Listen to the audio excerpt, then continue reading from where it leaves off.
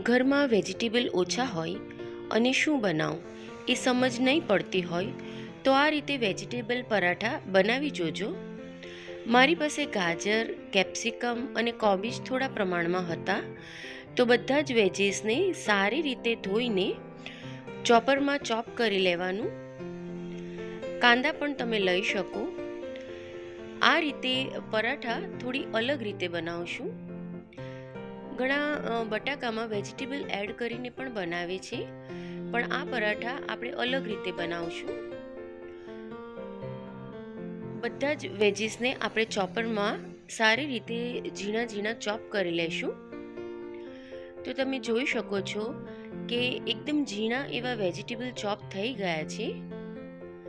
આ પરાઠા એકદમ હેલ્ધી તો છે જ, સાથે ફટાફટ પણ બની જાય છે, એટલે રેસ્ટ આપવાની જરૂર નથી.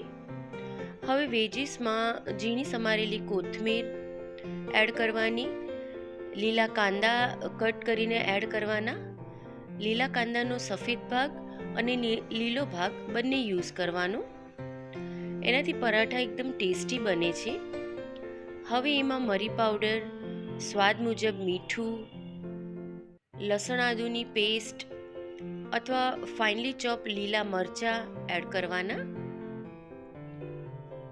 થોડા પ્રમાણમાં soya sauce, red chilli sauce અને લીંબુનો રસ અથવા તો પછી વિનેગર એડ કરવાનું. એનાથી થોડો ટેંગી ટેસ્ટ આવે છે. બધું જ બરાબર મિક્સ કરી લેવાનું. હાથથી મિક્સ કરવાથી વેજીસમાંથી થોડું પાણી રિલીઝ થશે અને એનાથી જ આપણો લોટ રેડી થઈ જશે. એમાં 2 થી 3 ચમચી જેટલો ચણાનો લોટ એડ કરશું અને ઘઉંનો લોટ થોડો થોડો ઉમેરતા જવાનો. અને વેજીસમાંથી જેટલું પાણી રિલીઝ થયું છે ને એ પ્રમાણે આપણે ઘઉંનો લોટ એડ કરશું અને ડો રેડી કરી લેવાનો. અને જો લોટ વધારે પડી જાય તો થોડું પાણી એડ કરીને પણ સરસ એવો લોટ રેડી કરી લેવાનો. તો તમે જોઈ શકો છો કે મેં બિલકુલ પણ પાણીનો યુઝ કર્યો નથી અને વેજીસમાંથી જે પાણી રિલીઝ થયું છે ને એમાંથી જ લોટ રેડી થઈ ગયો છે. આ લોટને રેસ્ટ આપવાની જરૂર નથી, એટલે તરત જ આપણે આ પરાઠા બનાવી લઈશું. તવીની ફ્લેમ સ્લો રાખીને થોડો પોષણ લઈને પાણીવાળો હાથ કરીને આ રીતે સ્પ્રેડ કરવાનું. એકદમ ઇઝીલી થઈ જાય છે. અને જો તમારે પરાઠા વણીને બનાવવા હોય ને તો એ રીતે પણ બનાવાય, અને આ રીતે ડાયરેક્ટ થાપીને પણ તમે બનાવી શકો. તવા પર સ્પ્રેડ કરતી વખતે ફ્લેમ આપણે સ્લો રાખીશું, જેથી પરાઠા નીચેથી બરાબર કૂક થઈ જાય અને કાચો નહીં રહે. લગભગ 3 થી 4 મિનિટ પછી એને પલટાવશું અને એની ઉપર તેલ સ્પ્રેડ કરશું.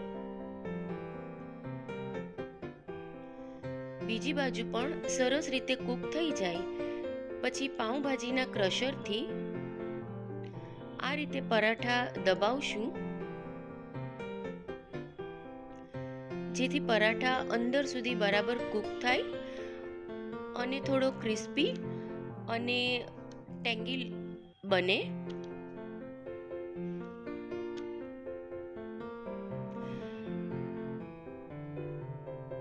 આ રીતે બંને સાઈડ કરશું. તો તમે જોઈ શકો છો કે ઉલટ પલટ કરીને ક્રશરની મદદથી એકદમ સરસ એવા પરાઠા રેડી થઈ ગયા છે. આ રીતે બધા જ પરાઠા રેડી કરી લેવાના. આ પરાઠામાં બધા જ વેજીટેબલ હોવાથી ન્યુટ્રિશન પણ મળી રહે છે અને ટેસ્ટી અને ટેંગી તો એ પહેલેથી છે જ. તો આને તમે તમારા ડાયટમાં પણ ઉમેરી શકો છો. તો આ રીતે પરાઠા તમે ચોક્કસથી બનાવજો.